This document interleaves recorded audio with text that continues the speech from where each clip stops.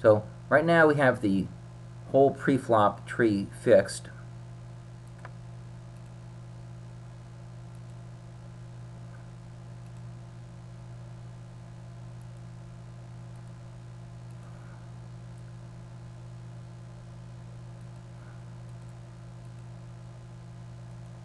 Except for the 3-betting range. Okay. Now, what I'm going to show here first of all, I'm going to go ahead and do a dry run on this, is that we intended to call at least 31% of the time. Otherwise, the 3-better would make a profit by bluffing with any 2 cards. Okay. As it so happens, in our 100-hand range, we set it up so we're actually calling a little bit over that. We're calling 34% of the time. Now, in the first run, we're going to have the 3-better raising with 100% of his hands and see what that looks like. Okay, the simulation has now gone through, and we see our total range has us raising 7.5% of the time. He's raising with 100% of his hands. And over here, this 34%, if you're watching this full screen, I hope that you can actually see this. It looks like it's kind of small. It says 34%. We are indeed defending with the full 30%, 34% of the hands that we intended. And we're doing that because he's raising with random hands, and a random hand has no effect removal on our range. Now, we already said that he should have his range that consists of 40% value and 60% bluffs. Now, let me pull up the calculator. We said that the value portion of his range was the same 34 hands that we had. It's pocket queens or better or ace king. So that's 34 hands. And if 34 is to constitute 40% of his total range, we just divide this by 0.4 to see the total number of combinations in his range. So we divide that by 0.4, and it shows us that his total range consists of 85 combinations. So that means the number of bluffs is 85 minus 34. So he's going to have a total of 51 bluff combinations optimally. Okay, that will allow him to defend with the value portion if we come back over and we have bluffs in our range. Okay, now what we're going to do in constructing these 51 hands is we're going to take a peek when he raised with 100% of the hands, and we're going to see which ones performed the best. I hover over this, and it shows the EV for the various different hands. Now you see that the hands that have blockers do extraordinarily well. Those that have kings and those that have aces. Even some of the, especially some of the smaller aces. Okay, it's kind of surprising, but they serve as blockers. They do very well. And what we're going to do now is we're going to construct the range. First, let's put in our value hands. This is 34 hands. Now we need 51 more hands that we're going to use as bluffs. Okay. We're going to start off by using as bluffs. Now, always when you construct your bluffs, you want your bluffs to be the ones that are not the hands that are not quite good enough to call.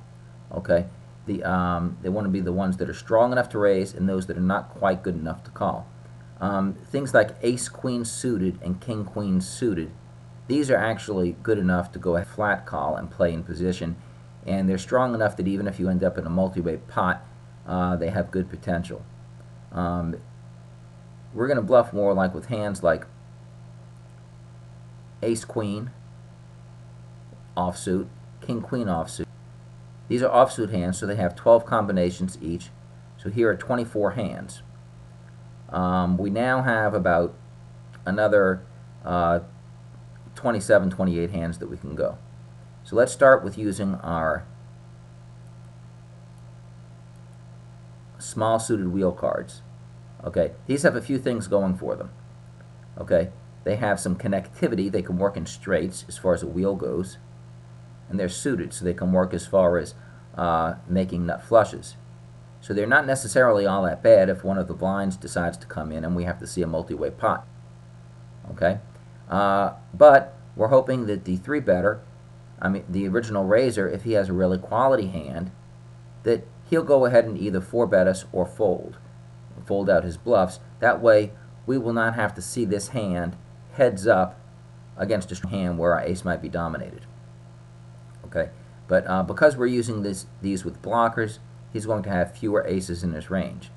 So let's see how many hands we have right now. This is 36, 40, 44, 48, 52. That's just about perfect. We were looking for 51, but this is close enough. We now have the full 84 hands in our three-betting range. So now we're going to close this, and we're going to do another little simulation and see how it works out. Okay, I have a little mistake here someplace. Okay, this was supposed to be fold over here. I put call. Okay, let's run this simulation again. Okay. Now look what we're doing here. If we look at this, we see that all our bluffs are profitable. The ace 5, ace 4, ace 3, ace 2, they're all profitable. And you're wondering, how can those bluffs actually turn a profit? And the reason turning a profit, okay, the ace queen offsuit that's profitable, just not much, 90 cents, but the reason it's profitable is because the original raiser is not defending a sufficient amount of time. We already showed the math where the original raiser has to defend at least 31% of the time, or we can make a profit with any two cards. Okay, he thought he was defending 34% of the time. But because we attacked him using blockers, look at this now. The value portion of his range has moved from 34% all the way down to only 28%, 28.7%, about 29%. That's how many hands we have taken out of his value range. So it no longer constitutes a sufficient portion of his opening range. So he's going to have to make an adjustment. Okay, if in most games I would recommend that you don't do any 4-bet bluffing. Okay, you're only going to do 4-bet bluffing when you have a very active 3-better, somebody who's playing close to optimal, or you have a maniac who's just throwing in money. When you're against tight nitty players like you see at lower stakes online games, and even the pros in live games, most of the time they're much more nitty. They're not. You don't have an aggressive dynamic going with them, so you should be very rarely 4-bet bluffing.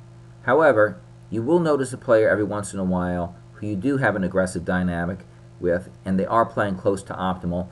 They may have a wide 3-betting range, and they may be using blockers against you. When you have a player like that, then some 4-bet bluffing is warranted. Okay, and what we're going to do right now is we're not going to add very many, but we're going to add enough. What we want to do is we want to add enough 4-bet bluffs here so that we're defending at least 31%. So let's start off by adding ace queen suited,